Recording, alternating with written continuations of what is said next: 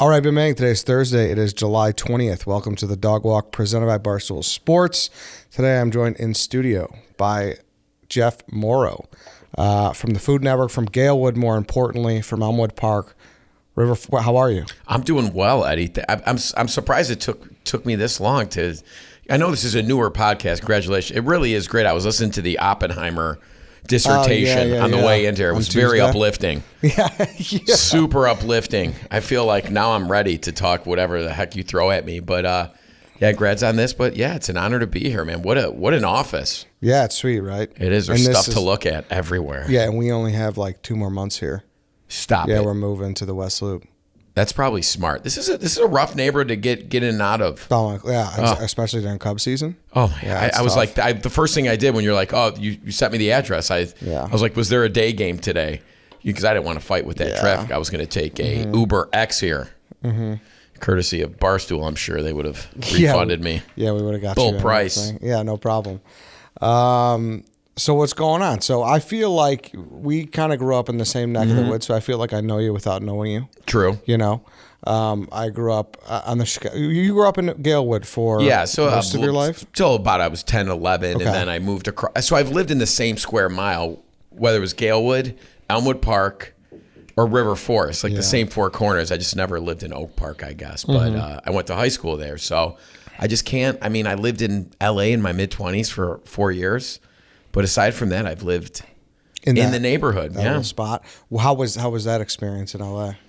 Dude, it was fun. I mean, my wife and I were engaged when we moved out there, and I was hustling. I was grinding. I was doing comedy. I was doing stand-up. I was in the Groundlings. I was trying to get my own cooking show, pitching it to every person. I played that whole LA chase the golden carrot game and kind of miserably failed. Yeah. It's a humbling town, man, because you go to a bar, you go to a restaurant, you meet people at a party. It's never like, where are you from, right? Yeah. Where'd you grow up? Here. Where'd you grow up? Oh, you know Nikki from, who's your dentist? You know what I mean? Like in LA, it's what do you do?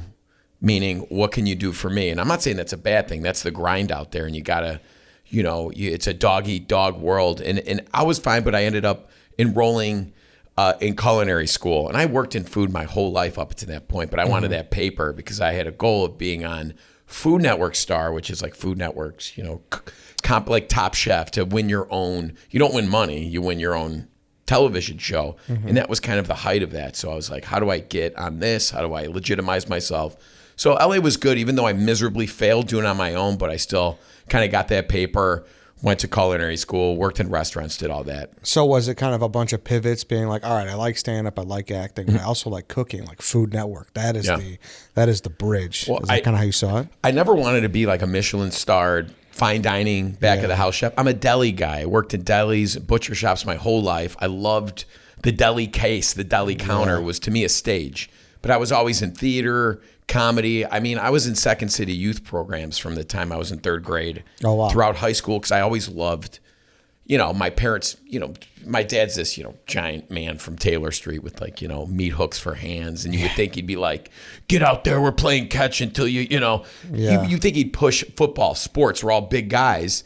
But no, man, the first time he saw me on stage in 3rd grade, my dad was like, we're going it, we're fully committed to the performing arts and comedy and stuff. So they were instrumental in that, and I made my money by getting my first job in food. I worked at Taste of Chicago every summer, slinging beefs and sausage for Tuscany, and I just fell in love with food from a young age. And I always loved paying the bills, making my scratch, making sandwiches, working at the delis, caterers, all that. But I knew I never wanted to be a fine dining chef.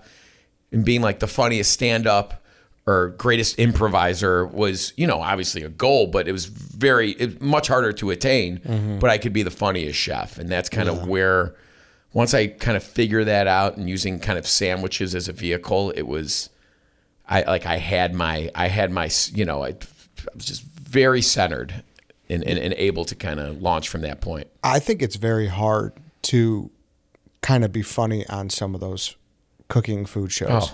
Do you agree? It is. I mean, and I really, you can go back and rewatch my season on, the Discovery Plus streaming thing. Yeah. And I do it once in a while, and I was What season was it? season 7. Okay. It's standard definition too. This was like pre-HD, thank God, because I was a house, pimples. I had like bad, like that's when sideburns were like cooler. So, Yeah. but I couldn't like connect the cheek sideburn to the main hair sideburn. So there's like dude, it was terribly advised. Like I remember going to Kohl's to shop, and I like allowed myself, because I had no money before, because I had to bring my own wardrobe to this reality show competition. And if you see some of these outfits I have on, epaulettes, like the hiking button downs that are like wicking material and have vents in the back and epaulettes. I was just a house. So you go back and watch me in standard definition. But that was a hell of a journey. Yeah, no. And because it kind of seems like they like all the ones I watched, there's just this need to be like this quirkiness need. You know what I mean? And everyone it almost got to the point where it's like, well, you don't want to be boring. People don't want to just watch you eat food or whatever. Mm-hmm. But also, you don't want to keep doing the same thing, like making the same jokes at the chef or when you try something. So it's hard. I think it's very hard to kind of stand out. Totally. And if you watch that season, I really, at the beginning, I'm laying it on thick, right? Because I'm coming in hot. Yeah. I'm right out of the gate, and I'm like, I'm the funniest, most talented cook here, and then you're like, you're not funny, or you're too shticky. And then you have to find that balance. And that took years, not just that competition, but there are so many traps you can fall into in a cooking, as we call them, in the kitchen or stand and stir. Mm-hmm. Like when it's you and the camera and you're chopping and sauteing and doing all that. I mean, it's really awkward sometimes. And that's what I love about my show, The Kitchen. There's 5 of us. And I spent my whole life being a class clown and just like getting in trouble for it and getting C's because I was a class clown. But now, I legitimately get paid for it because I get to bounce things off people and do, all the things, all my improvising taught me throughout the years. I really get to flex those muscles and just throw zingers at the right time. But even in the beginning, The Kitchen's been on the air for almost 11 years. And like, even in the beginning, again, I was like a little thick, a little hard, trying a little too hard. Now it's like, it's a science too, it's like you gotta just lay back and you gotta find, it's hard not to keep talking and wanting to be funny. You just sometimes got to let the food speak for itself. For sure. No, yeah, I've always thought that way. So that's interesting, that perspective. Mm-hmm. So that was in your 20s, LA. And then when did you do the show? So I did the show. I moved back. So after college, I opened a deli with my cousin, Dave, out in Westmont. All right. I'm pulling up carpet, using print shop to do the menu and all this stuff. And he was a chef. He worked in the city at a place called Tilly's, which is one of my family's restaurants on Halstead. And he moved into the deli, and I was like, I'm in, because he knew I had a food background. I got a radio TV degree, very average from Bradley University. I got the same degree. Hey, congratulations. It's good. Look at us now. Same degree. Cameras, microphones, living our best life here, Eddie. And I was like, what do I do with this degree? I was like, open a deli. My parents wanted to kill me, Yeah. I was still paying off student loans like when I had a TV show. Yeah. But I was right on that slicer at home, the deli counter. And then the week we opened the deli, I got cast in Tony and Tina's Wedding, which ran in Chicago for a long time. Mm-hmm. So I was like, I was doing it. I was food and comedy and doing that at nights. And I worked my way up and did both those things for 4 years. Sold the deli. Left Tony and Tina's Wedding. At that point, I was playing Tony for like 2 years. Mm-hmm. Taking home $68 a show. Yeah. Taking home $60 a day at the deli. Like I wasn't rolling, but I moved to LA and then spent 4 years in LA. And then finally, me and my wife, we wanted to start a family. I got the culinary degree, moved back home to Chicago, lived in the city. We lived in like Taylor Street, University Village area for a while. Had my son, but like before I moved back from LA, I started auditioning for this Food Network star, like season 4. Failed, got really close. Like they flew me out to New York that first time, and I was like, I made it. Yeah. I thought I was like, I left LA. I'm like, I don't need you, LA, right? My soul, my body needed to be back home with my family in the neighborhood, with the people I love. So I was so excited because they flew me to New York. I was like, I made this. And I did not make. They actually forgot to call me back and like left me hanging for a couple extra months that I didn't. I was chomping at the bit by by the telephone for so long. It was brutal.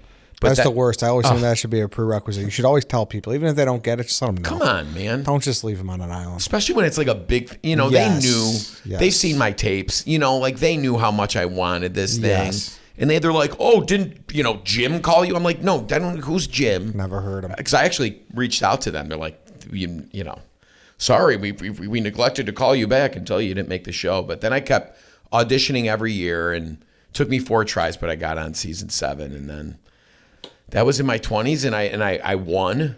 It was like I did a reality show where I lived with people for like 2.5 months in a house, and that was like 24/7 cameras, brushing teeth, recording you, no books, no movies, no magazines, no nothing. Dude, it was horrible. Mm-hmm. I love the cooking. I love the competition, but it's all the in-between stuff where it's like you have nothing to do, and you're in a, there's a lot of heightened personality. People that agree to do, a live-in reality competition show are wired differently. Yes. I'll put it that way. For sure.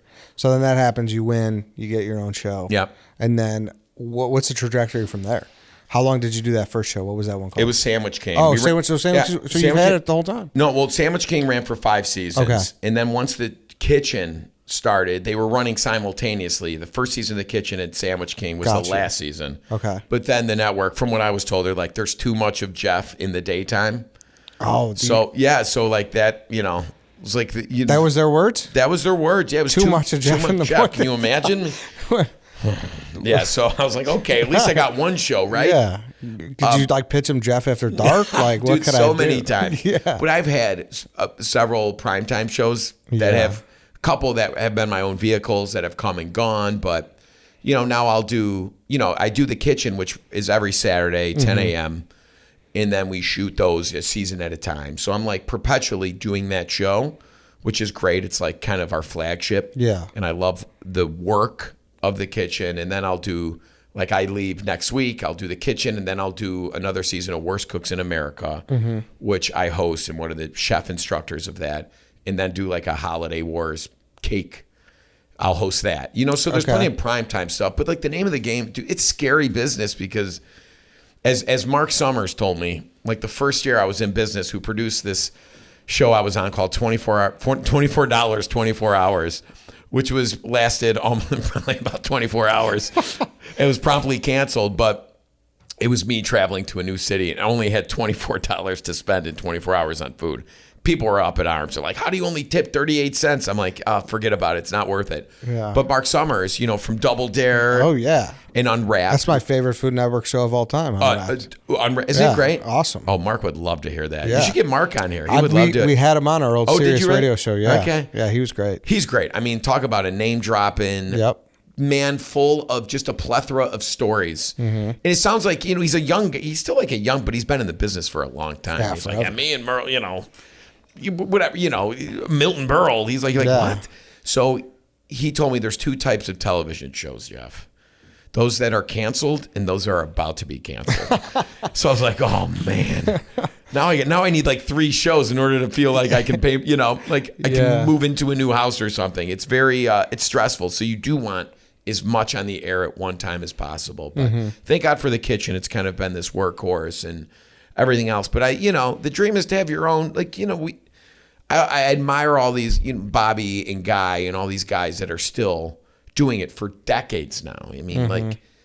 That's the beauty of Food Network, why I feel so blessed to be part of this family. It's like there's only so many of us, but if you do well, if you rate, if the people like you, if you don't screw up, if you don't do something stupid to mess it all up, you have a pretty long career ahead of you, and that's kind of exemplified by, the Guy and the Bobby and the Emeralds and all these Jada and Ann Burrell and all these people that have been on the air for decades. Yeah, for sure. And are you does Food Network, do they own Jeff Mauro, or how does that work? Or I don't know if that's something you get into or not. No, it's, we're contracted employees, we negotiate per show, and some talent has an overall agreement with the network, which is a nice thing to maybe strive for one day. But, overall it's like, you're living episode to episode. Gotcha. Oh, and that's why I start all these other things, the podcast, Moral Provisions, I have a band. Like I'm just trying to have as many verticals, if you Yeah, will. smart. Just because I guess I'm ADD to a point, but I'm also a creative that wants to. It's the beauty of this, like, man, people ask me, like, what's the best part about all this? Is it the money? Is it the travel? Is it whatever, dose of C-list fame you have? I'm like, dude, that's all great. I love it. I love traveling. I love meeting people. Mm-hmm. But I wake up every morning, like most of the mornings, and it's like what quiets my soul the most and like gives me peace is that I made it, I spent so many years, a decade and a half trying to make it that like it's so much pressure off. Like, okay, but then what's even harder than that is keeping it. Yeah, for sure. Now I got to keep it. Yeah, can't screw up. Can't like get in a fist fight at a bar. Like, not that I would, but there's so many things that can disrupt this career. Oh, totally. That are totally out of my control too, and within my control. So exactly. It's like if that 38-cent tip was real, Jeff Mauro was leaving that, then it'd be like, oh my God. Dude, I have to tip so hard. Yeah, I bet. Hard. Yeah, dude. Hard. And I want to. I'm a giver. Yeah. I love tipping. My dad was, taught me, the Duke from a very, very early age, the grease, the well-timed tip, how to navigate through a crowded world with a double sawbuck. I mean, I find a lot of value in that. But like it is, and sometimes I'll be honest, sometimes the service might not be great and I still have to hit it hard. Yeah. Harder than most. No, yeah, I get it. For sure, yeah. Right? Yeah, you have to. What about when it's like a cup of coffee? Do you go full 20? Like I'm talking like Starbucks, flip the screen, smiley face, medium smiley face, sad face. I guess it depends, man. Because now it's changing, right? I feel like 10 years ago, like a lot of takeout and stuff like that, it wasn't. Now I'll probably do like 15, 10 sometimes, but it just depends. Depends what I got. Depends if it was like too much of a pain in the ass order or something. What do you think? I'm still I like $1. If I'm having one non-alcoholic beverage, I'm good with $1. Mm-hmm. If they're super engaging, which some people are great, I'll hit them. For sure. Sometimes I'll hit them with a hundo. Not $100, 100%. Yeah, 100%. Yeah. An extra, $5 or something. Totally. Yeah. I think it just kind of depends. I know what's going on. It's hard. Pressure. Yeah, it's tough to know. Just hemorrhaging money. So say if like Travel Channel wanted you to do a show as well, would you be able to do that then? I think as it stands now, yes. Okay. Because it's all under the same family. Got you. Okay. Right. We've been Food Network's been acquired several times since I've been on the air, so it started with Scripps and then Discovery bought us and then now we're Time Warner, HBO, Max, all that.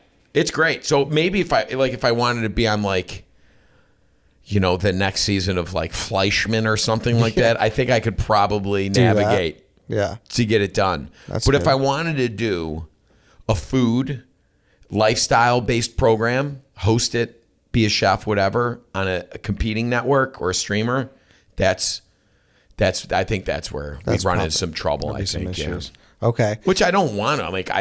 I'm happy. I mean, I can't. I'm literally leaving on Tuesday till, I'm almost 2.5 months to shoot 3 shows back to back. Wow. Like I can't fit anything else in. Where do you shoot? I'll do about a week and a half in Jersey. Mm-hmm. So we shoot in Jersey City, and I stay in Hoboken, which I love. Yeah. Shout out to all Jersey people watching. I call Jersey, it's the Chicago of the East Coast. Mm-hmm. Okay. And Hoboken is way more, easier to navigate. Good food. It's a little more room to play than staying in the city. Sometimes staying in like, Hell's Kitchen or, Chelsea for a month in the dead of summer can get a little, especially when you're not like you're working all the time. So you just go back to a cramped hotel room. Yeah, I'd rather have a little more room. And you're there for that long. So, but then I'll move from Jersey to Brooklyn. I'll stay in Brooklyn for a couple weeks while I do another show that shoots in Queens. Gotcha. And then I get to go shoot a show for like 3 weeks in Park City, Utah. Oh, wow. Which is like, I heard it's unreal. Unheard of. It's awesome. And I've never been there in the summer or early fall, but so that'll be nice. Like I'll kind of sprint up to that point and be a little easier to breathe there. A little change of scenery.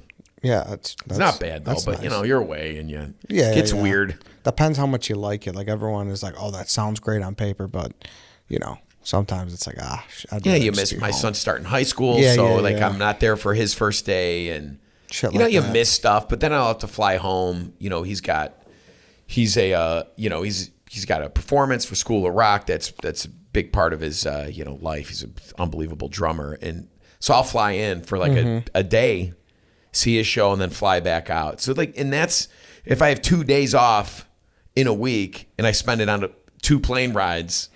It's I do it because it's important to be there, and I don't want to miss it. But like that, man, it does take its toll. Yeah, well, it absolutely does. Who in your mind? Who's the peak of food hosting shows? Who's the guy? I mean, the guy is the guy. The guy right now is Guy and Bobby. It's like these. They're both. I respect them both equally because Guy holds the West Coast down. Mm-hmm.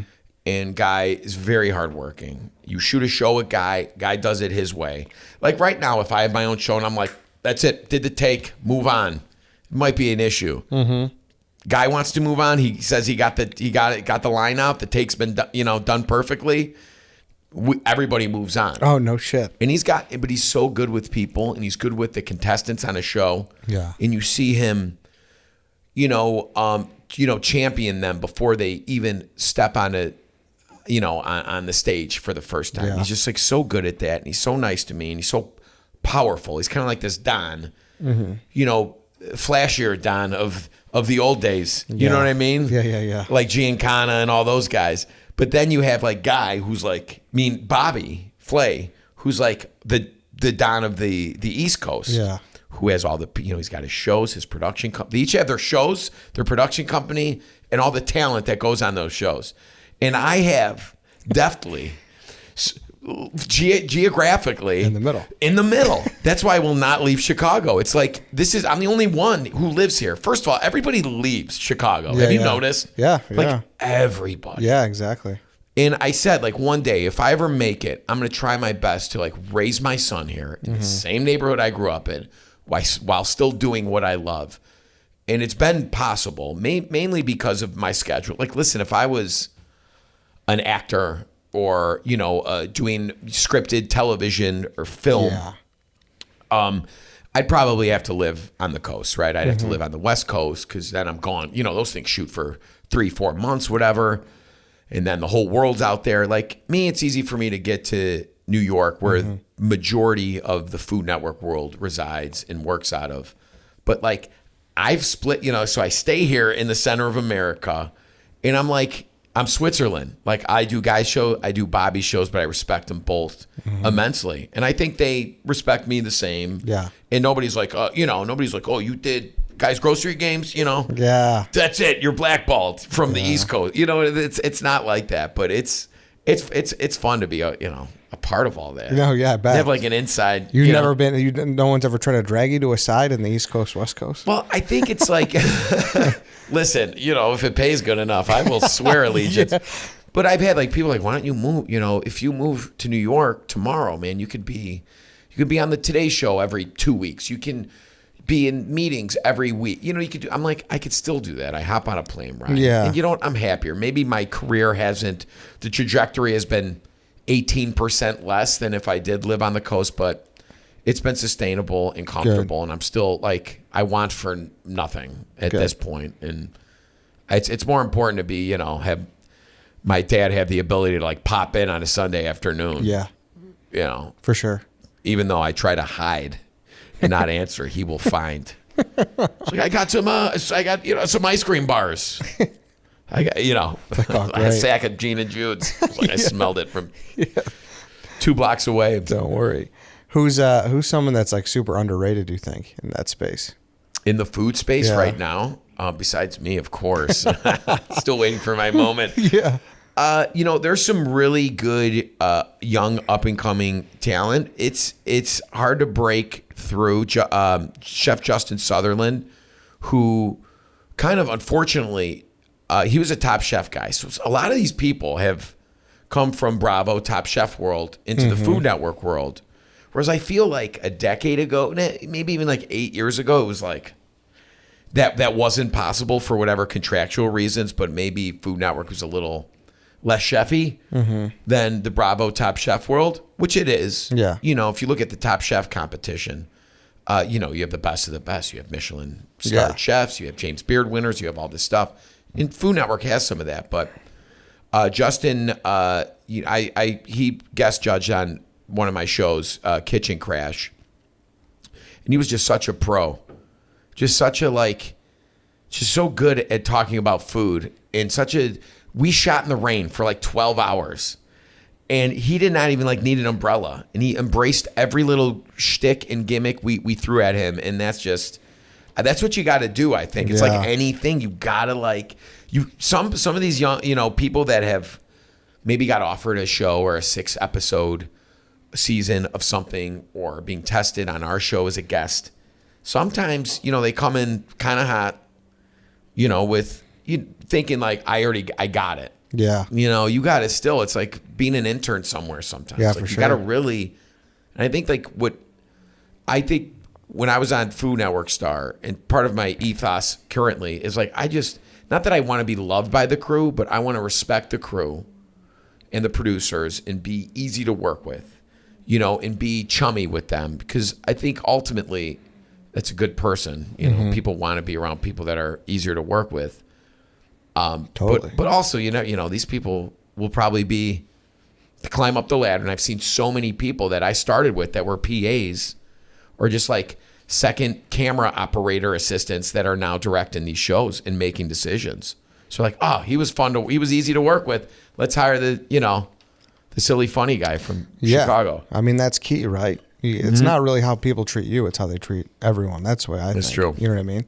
Of course, people are going to treat, he's on camera, Jeff Mauro. People are going to be nice to you. But are they being nice to the whole crew? It's true. It's important. And they're always nice. And everybody's working at the same goal. Yeah, for sure. What show do you watch and you're like, that's the best setup? I'd love to do a show like that. Just format-wise. What show is fuck, I wish I had that one. Late night. Really? Late night Jimmy Fallon, 100%. First of all, people come up to me and be like, "Oh my God, we thought you were Jimmy Fallon." I'll be on at the airport or on a plane. They'll be like, "Oh my God, me and my girlfriend, we were talking about we thought you were Jimmy Fallon." If I was Jimmy Fallon, you think I'd be sitting in 32B by the shitter at the back of the plane? I'd be on a chopper right now. Yeah, no doubt. But that to me was, man, I was obsessed. Johnny Carson, Letterman.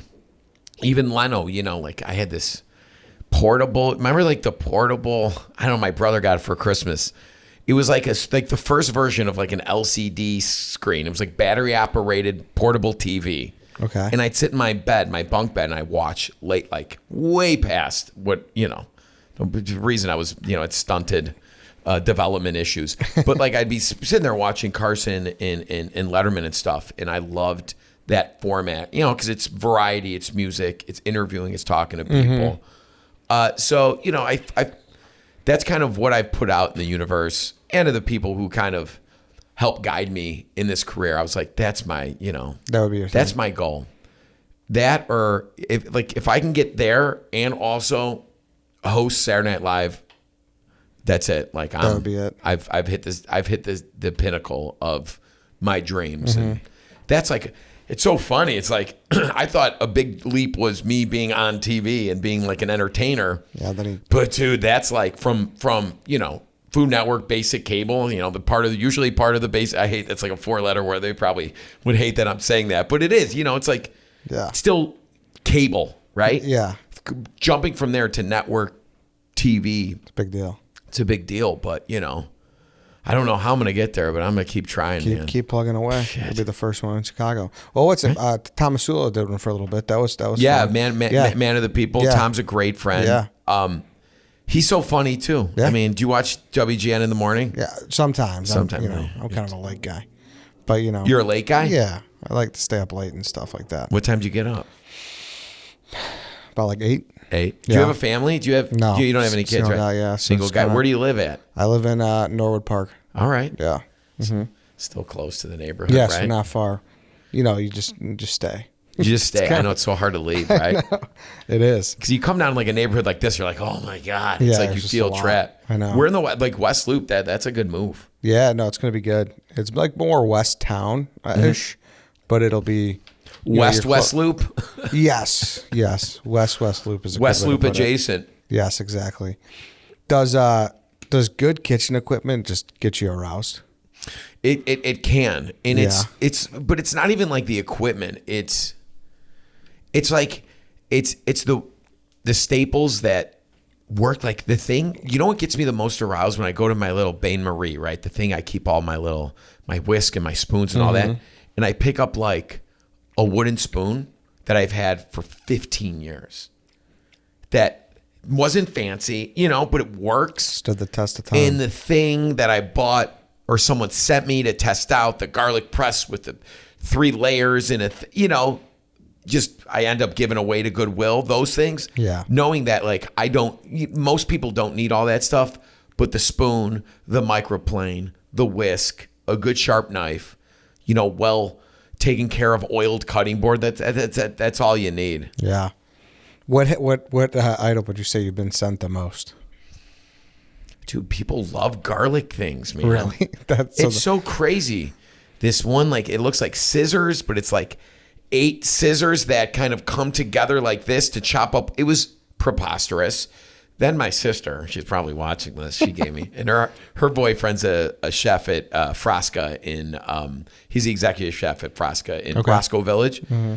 And he swears by this thing. It's like garlic that you rub on a plate with little nubbings on it, and then you're like scrape it. Dude, I don't know. It works, but I don't have time for that. Sometimes you just got to zip through it as quickly as possible. Mm-hmm. But people, you know how it is, man. I see your offices here. People are sending you stuff all the time. There's a lot of stuff sent for sure. And we have the same thing. And it's like most of it, it's like I have a pile for my mom. That's what I call it. Okay. My mom will come over. She's like, "What do you got? Yeah.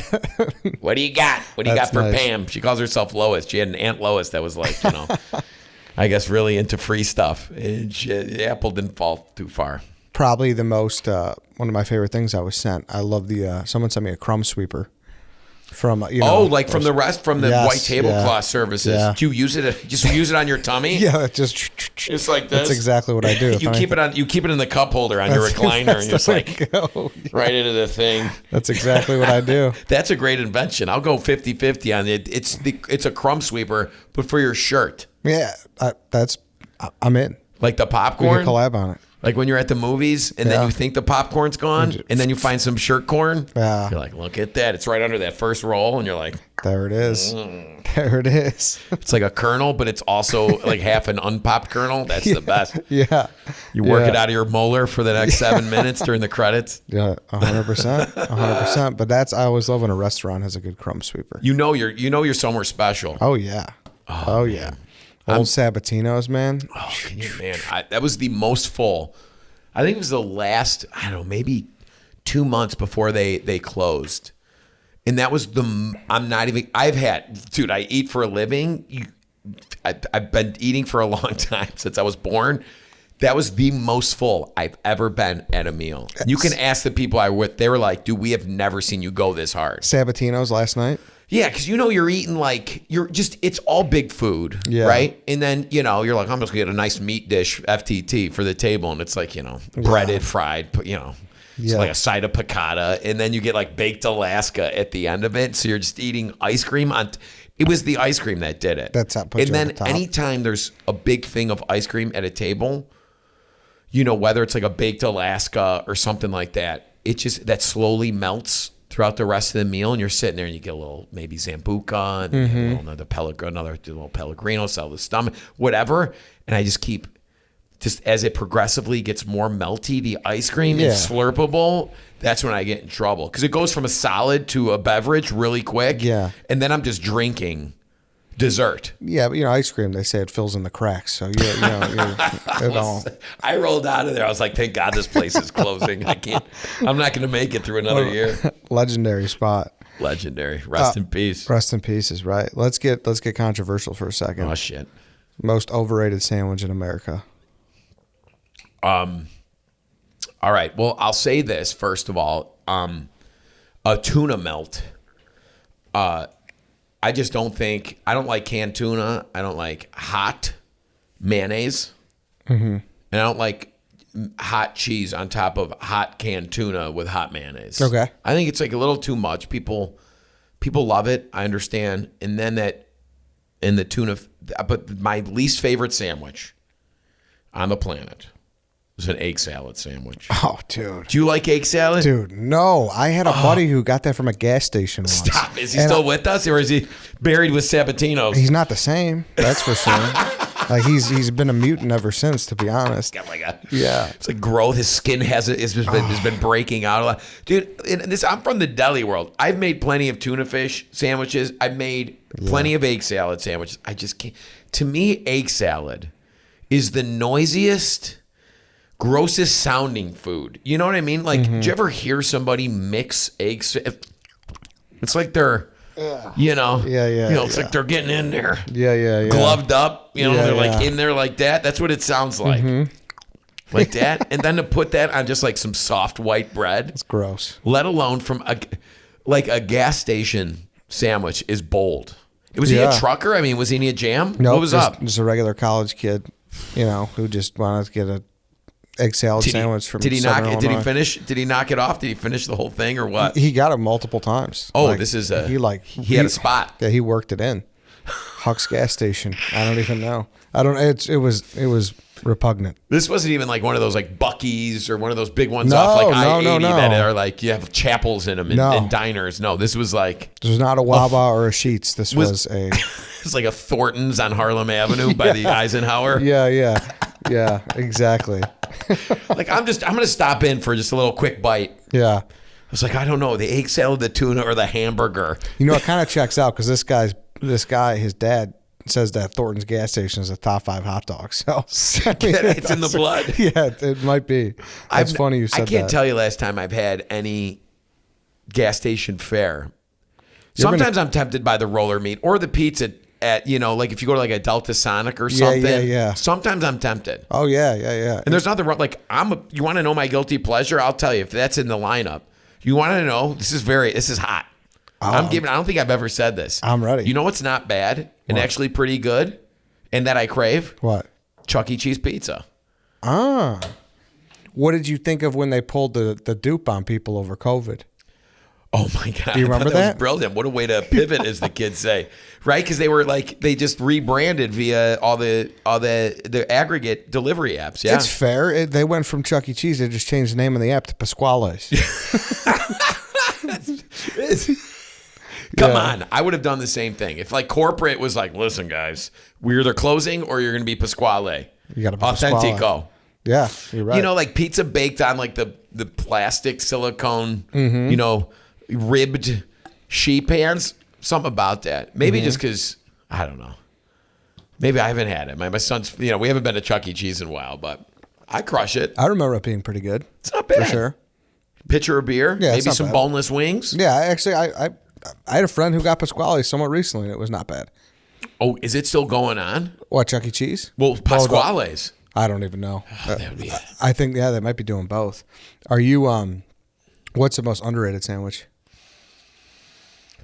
I think, you know what, the most overproduced as far as like people put too much effort into it when it should remain simple is a good club sandwich. The problem with club sandwiches as they exist, it's either like you don't need the 3. If you're doing like a turkey, ham, bacon, fine, you could do the 3 layers of bread that's lightly toasted. But people over toast a club sandwich. Yeah.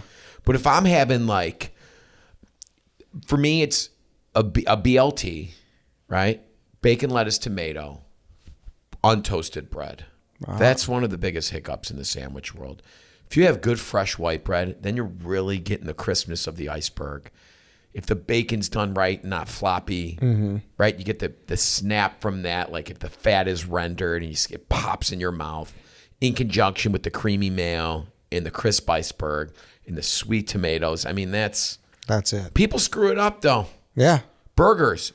I mean, this is such a great burger town, and they're overcomplicated too much. It's like, what am I having? Do I need, lobster knuckle, Yeah. and an egg. Yeah. On with the foie gras on my burger, and like triple patty. Like you don't. Sometimes, like one of my favorite burgers in the city is the Loyalist. I don't know if you've been there. I haven't. I heard it's but they got the sensational, seeded roll, right? Good seeded bun, which they use Martin's potato rolls, by the way, which is like a brilliant move. I mean, it's not even like an artisanal bun made it. Yeah, An in-house baker. It's like it's good for a reason. It's always good. And just a couple smashed burgers, some good gooey cheese, and some onions on there. That to me, and I want my sauce on the side so I can dunk it. Okay. Dictate the Control. application. Control. Yeah. Okay. That's that. I thought we were gonna get controversial, and there was gonna be something else there. I think that was pretty fair. I mean, when they don't put enough meat on an Italian sub too, I feel like over the years, the last couple decades, It's going that way. It's trending downhill. Yeah. I hear you on that. Right. I actually I do like an Eddie's 8 top something, and I did an 8 sub. So, I want to know your take on my Yeah. list. Wait, Okay. all right, hit me. So 8, I think I already read. I've already read it, but refresh me. 8, So, I was a I was a little political. I tied for the 8 spot. I put Natalie's and Tony. Really? Tony's in Edison Park and in on Belmont, and there's one on Harlem too. Yeah, no, this is the Belmont Natalie. George. Yeah. Yeah. I love that. That's probably one of my top ones because it's the best bang for your buck, and they put a lot of meat on there. Okay, so you're okay so far. I'm so great. Okay, so number 7, D'Amato's. Classic, right? You can't beat it because when you're baking your own bread too. Yeah, their bread is just sensational. Amazing. 6, I did Fontano's. Classic. I mean, we talking like Taylor Street Fontano's and yeah, that's the one. on I Carpenter. had. Yeah, Yeah, classic. 5, I had Vinny's. I've never. Vinny's is in the old neighborhood too, right on Grand. Yep. I haven't had that. Okay. The Italian sub row. Yeah, that's right? what it is. Because you Yeah, got yeah. Tempesta there too. Yep. I don't know if that's okay. Keep going. 4, I did Bari. Of course, that's like usually everybody's number one. Yeah, 3, I did Riviera. Yeah, the old Riv. Yeah. Which is, very close to the neighborhood, so that's off the beaten path. Great. 2, I had Alpine. Love it. Grew up in it. Bono Brothers. And then 1, I had JP Graziano. Oh, you got to. I mean, I think JP obviously, and I haven't seen him in a while, but I mean, I think that's an institution. And listen, at the end of the day, they're all using pretty much the same meats. So it's all in the slice, right? It's either all in the thickness of the slice, how much you're putting, what combination of meats. If you're doing, a capicola, soppressata, maybe, they love throwing some Polish ham on there sometimes to bulk it up a little crackus. I was like, fine, I'll let this slide. Mortadella, right? But it's the bread. The meat is, I feel like the meat is inconsequential with an Italian sub. It's about the bread, obviously, whether they're using Toronto or Ganella, but Ganella doesn't even do fresh bread, or you're doing D'Amato's, you're doing, one like Casa Nostra, if you're in the neighborhood and you're getting like the real deal. It's the bread, the freshness of the bread, whether it's like crackly and soft or just soft, right? Alpine, they wrap it up. It's just soft, right? Yeah. Which is gratifying. It's got a chew to it. Yeah. But you go to Bari, you go to Natalie, and they're using, I forget who Natalie bread uses. I think D'Amato's. Labaro, maybe? Yeah, but it's got a crack. The outside has got a little little crack to it, little shards. Where you if you eat it in the car, you're just covered. Yeah. In sub shards. Yes. You know what I mean? You can't hide that. Yeah. It's in the bread. Crumb sweeper. It's there you go. For that, yeah. The Eddie Jeffrey Crumbsweeper.com. Get the URL. But it's also the oil and vinegar, man. It's also the ratio of that, and that Alpine crushes. Yeah. I feel like their dressing, their oil and vinegar is seeps into that bread in conjunction with the shaved iceberg. Usually in tray form, right? I mean, I feel like, I don't know, we grew up on Alpine. Alpine was at everywhere. Every time somebody died, there was 3 trays of Alpine, right? It was just in the basement of Salerno's a funeral home, and I'd be like, I go kneel in front of the casket, I'd be like, and I say a prayer for whatever random uncle or cousin of a friend that my dad dragged me to, and I go say my prayer. I go right downstairs to that snack room, Alpine, biscotti. right? Bad Italian bakery cookies, Yeah. like galore. And it like almost ages well, right? You can eat an Alpine, delivered at 11 a.m. and then get home from a night out of drinking. Yeah. And that thing could be room temperature still. And it'd be good. Oh, yeah. Still good. 100%. Because I think the vinegar and the sulfites and the nitrates in the meat cure it all. Yeah. I believe Alpine, most Italian subs have a shelf life. Don't quote me on this. I think it's 3 days room temperature. That's all they can Without mayonnaise, yes. That's all they can do. It's like, oh my God. That's a good list, though. So all right, I love that. Probably the biggest gripe people had was no Conti, and I had that. I had that for the first time after. It's awesome. I liked it a lot. So if I redo the list, that's in there. A shout out to Mike at Conti. My dad's office. My dad, growing up, my dad's office was next door to Conti di Savoia, forever for 30-something years. He's still got a little office, I guess, in the basement next door under the shipping place. But that's I grew up working on that street. My aunts, everybody lived on Taylor Street in Conti, which I guess it's, if you're looking at like Italian deli sandwiches, probably top 2, maybe even one of my favorites is their homemade fresh mozzarella, sun-dried tomato, basil sandwich is so good. You get a little jarred on there, maybe a little even fresh tomato with the sun, because they do the in-house sun-dried tomatoes and the in-house mozzarella. And you ask Mike over there for a little packet of salt, and you put a little extra salt, get some barbecue trips and like a root beer. There we go. Oh man, that's so good. Hungry. I had a protein shake coming in here. There you go. Sucking it down in the car. Might be going to Conti after this. I think I might have to. Yeah. No. Yeah. That was the biggest gripe people had, and it was a miss. I'll admit it. So. That's all right. Yeah. There's so many. I guess you could have done 10 and then fit it in. Yeah, I just did Eddie's, E&E. It's all about. Yes, of course. It's all about the branding. It is. It's about the alliteration. Yeah, exactly. So I got, all right, so 2 more and then we'll get out of here. So then I did the hot sandwiches. So I wanted to take on that. Shoot. So 8 was a nostalgia play. All right, I acknowledge it's not the best sandwich, but I went with the Robinson's boneless rib. Wow. Yeah. What, like from the Robinsons on Madison or like Street Fest Robinson? We're talking like the taste. The taste. That corner spot right next to Eli's. They would love trading us for beefs too, because we trade food. Oh, yeah? I give them a beef or a combo, and they'd give me the boneless. Dude, I nothing, right? Or do they have pickles on it, or was it just the meat in that I think little it's just roll? straight up. Yeah. Straight up. Yeah.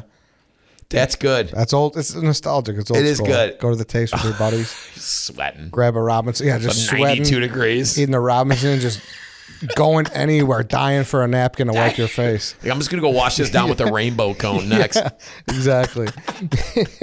So I put them, and also like the distinguished, there was no Italian beef on those, just no burgers, no tubular meat. Okay. All right. No, like it had I like to be that. No like traditional barbecue. Right. So 7, I did the roast pork at JT's Genuine Sandwich Shop. I haven't had it. Okay. But I need to go. Solid. 6, the Southside Johnny at Tempesta. Love it. Love that. Dude, that sandwich is so freaking good. That place rules in general. Dude, I love Tony. I love his family. They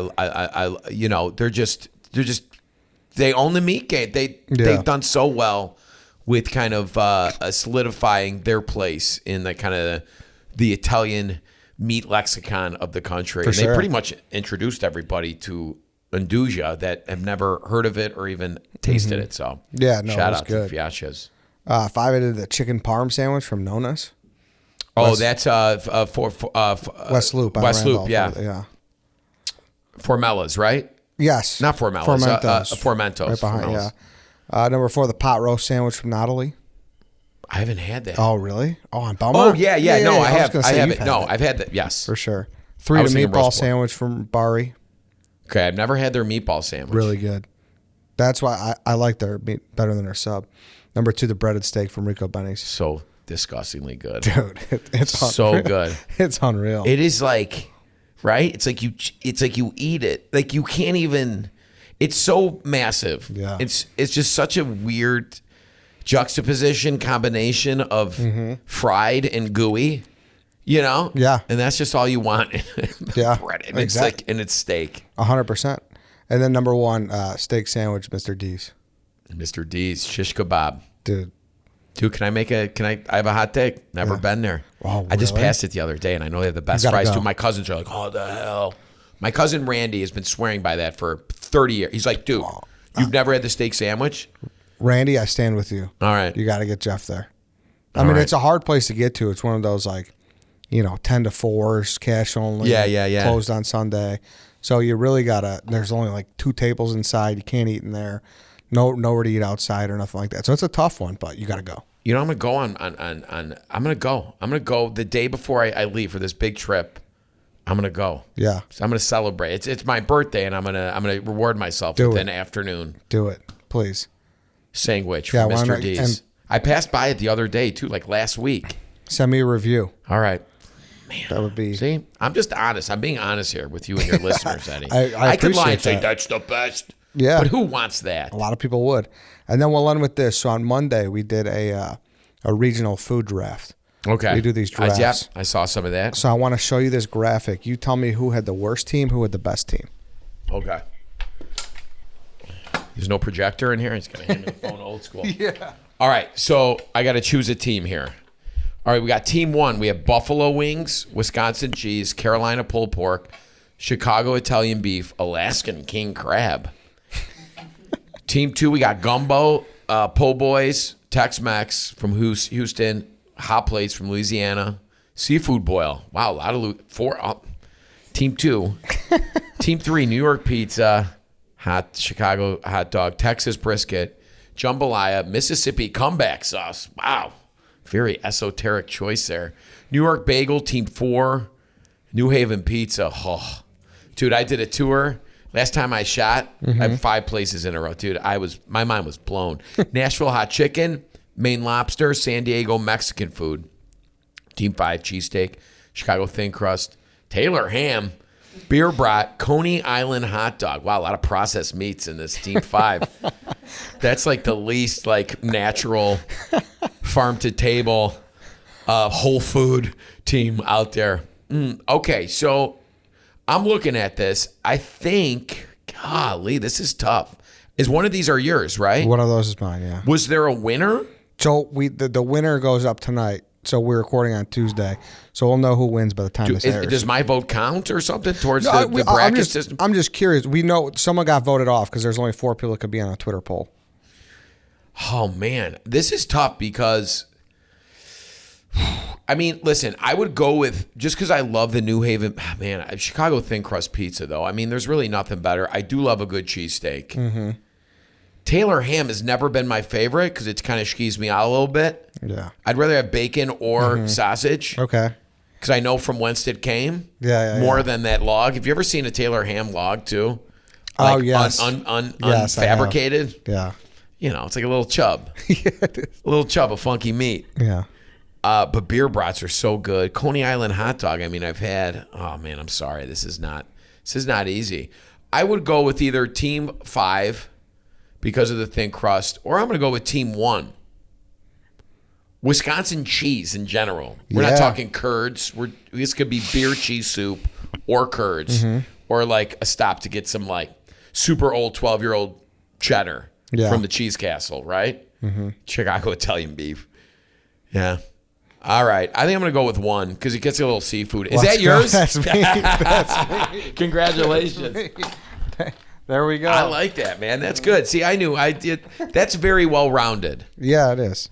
And if I had to choose one of those to eat, I guess, for the rest of my life, that would be it. No pizza in there, huh?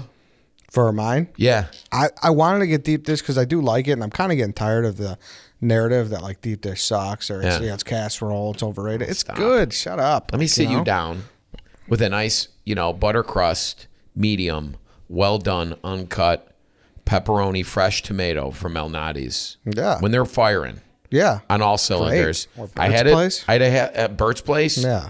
Lights so out. good. It's so good. These, it's mostly a East Coast narrative. For sure. That I spend most of my life arguing with them about pizza. I know. Some of my guys here, even Chicago guys, and they're kind of going against. I'm like, what are you guys doing? Well, Tavern Crust is kind of had its moment. It's like, well, it's got the recognition. Yeah. It's, rightfully deserved. Yeah, for sure. Finally. But that's just we don't even, growing up, we never called it tavern pizza. No, never. It was just pizza. Yeah. Deep dish had the distinction, right? And that was once every 3 months, maybe after a game or something or a special occasion, birthday. But man, every Friday, right? Square cut. pizza, For sausage. We weren't even like, my parents like wouldn't allow us to have pepperoni. It was like so weird. Yeah. Old school. Until we got older. Yeah. Oh, Jesus, this is not worth the battle. And you're not a big New York pizza guy? You kind of went, Dude, I've had so many. Yeah. And I appreciate it. But this is my thing, man. Like I'm there. I work out of New York. You know, I'm very familiar with slices, whole pies. You know, they have a great wood fire Napolitan style pizza culture out there. It's like unprecedented, great stuff. But that sliced pizza sits there and then they reheat it. Yeah. You know, I don't know. That's the beauty of Chicagoans in our love of pizza. It's not just about like our pizza's better or listen, we have the best cheese from Wisconsin, right? Most places use grande mozzarella cheese, which is the best pizza cheese. We have great sauce. Our sausage destroys New York sausage, especially when they slice it thin because they're cheap. And we eat it. We eat a whole pizza at a time. This is not a grab and go snack that's reheated on the go on the way to the train or on the way to work or for a quick lunch break on the street corner. We're like sitting down with our family, getting a pitcher of diet, right? You're breaking bread. Eating a hot pizza either out of the bag or the box, and it's piping. And you get the middle pieces, right? And I go straight, boom, dead center, bullseye. To the middle? Oh, I love it. Just roll them up like in a ball like this and just pop them in. No, you know what you do. You know, I don't eat the middle first. You got to get to the middle. But what I do, that's what I love, the dynamics of our thin crust pizza. When it is square cut, people East Coast hate it. They're like, how do you fold it? I'm like, we don't need to fold it because there's enough sustenance there that you don't need to double up on it and fold it to make it a good bite. I mean, each bite is good, but you got those corners. Like when you rip open that bag or open that box, you got the corners and you just pop a corner. It never makes its way to the table. You pop that before you throw off the pizza little table thing, pop a corner. Then you have the edges. It's like Holy Communion. Oh, and then the crust piece. And then you go to the gooey centers, sometimes a little underdone. Totally different experience than the edge in the crust pieces. It's a beautiful thing. And that's what I try to convey to these East Coasters who just think, and guess what? At the end of the day, I spend almost half my life in New York and New Jersey, and there's great food. I'm not slighting it. But, if anybody... I'm not an ignorant viewpoint. You know, I have them both consistently and constantly. So I've been able to have, I believe, the definitive answer on which coast is better. Yeah, they smoke us on bagels, so I'll say that. Darn, do they? Even like catering bagels on shoots crushes it. Their breakfast sandwich culture when they sit foil wrapped on a good sesame seed bagel, it's unbelievable. Egg bagel with like. Smoke us. Yeah. Sushi too. They smoke us. Yeah. Yeah. Anything else? That's all I'll give them. Stop them there. Definitely not hot dogs. I don't even understand. That's not even a thing. I agree with you on that. Not a chance. Yeah, I don't understand those papaya dogs. Yeah. You know? Or like, that's what they call them, right? Yeah. Because you can get juice there too. Yeah. No. All right, Jeff. This was fun. Eddie, this was unbelievable. Chopping it up. This was a dream come true. Where can everyone find you? What do you got cooking? What do you want to get out there? Well, you can. I have the world's best jardinera. Have you ever had it? No, I never had. Have you never? Dude, are you serious? We got the Honey G. Never had. It's cured with honey and agave. Yeah. So it's our medium jardinera. Everything's custom cut. I built this jardinera 2 years ago from the ground up. We're the only jardinera we got. Red jalapenos, orange habaneros, banana peppers, serranos, of course, red bell peppers, pimento olives for the people who like olives. I love it in my jar. All custom cut so it lays on there. It's more colorful, more vibrant, longer ferment. It's been made. It's crushing it. You can find that at mauroprovisions.com. Awesome. I'm so proud of that. We got our Italian beef kit, which is the only prime Italian beef out there. So it's shaved, because you had whole the beef muscle, with it, because we had a beef kit too with JP. Yeah, and that was great. But we actually give you the meat. And we give you this. So our sausage is made by the same people that make Johnny's. Oh, nice. And our beef is built from the ground up. No pump in there. No saline solution. Super thin. You get the sausage. You get the Toronto rolls. You get the jardinera, and you get 2 pounds of beef. You can get that at mauroprovisions.com. And listen to my podcast. We're like 120 episodes in. I host it with my little sister / producer / editor, Emily. That's great. We have like my family on, and it's fun. And I've written like 85 songs for it. like I have the time, but I managed to do it, and I love it. It's like, this game is hard. This podcasting game is hard, but we work it. We have sponsors now, and if you don't even need to be from the Chicagoland area to appreciate it, but it is if you want to get a glimpse into my hectic life. We barely have even guests on. It's like my uncle will be on. That's it, though. And my parents and stuff. But, so you can go to comeonover.com or wherever you listen to your podcast. Go to Come On Over. Awesome. It's the #1 comedy siblings podcast out there. Out there. Maybe, I don't know. I think that's, not Jennifer Hudson. Who's the other one? Kate Hudson. She's got Not one? Kate Hudson. Who's the one from Almost Famous, right? Goldie Hawn's daughter. Yeah. And her sibling have a podcast. I'm blanking out. Dude, So I think they might be above us, but they had a leg up. Yeah, dude. for sure. Goldie Hawn, yeah, Kurt Russell. tough to beat. I got Pam and Gus Morrow. I mean, got Taylor Street and Galewood. Yeah. Not really the Hollywood movers and shakers. Exactly. Like Goldie. Exactly. But look at me now. So that's where you can find me. And, of course, Watch the Kitchen every Saturday, 10 a.m. Central Standard Time. And Worst Cooks in America premieres August 8th. So it's coming. Very soon. And that's it's like all people trying to find love while learning to cook. And these people are terrible cooks, dude. Dude, terrible. There's so many burns, so many cuts. I mean, it's like I'm eating human blood half the battles. But it's great. I host that with Ann Burrell, and that's like the 25th season of that. So awesome. Moving along, man. But thanks for having me on. This is great. There it is. Yeah. Go check all that out. Thanks again, Jeff. Appreciate it. Thank you, Eddie. All right, Toodles. everybody. That's it for today. We will see you guys on Monday.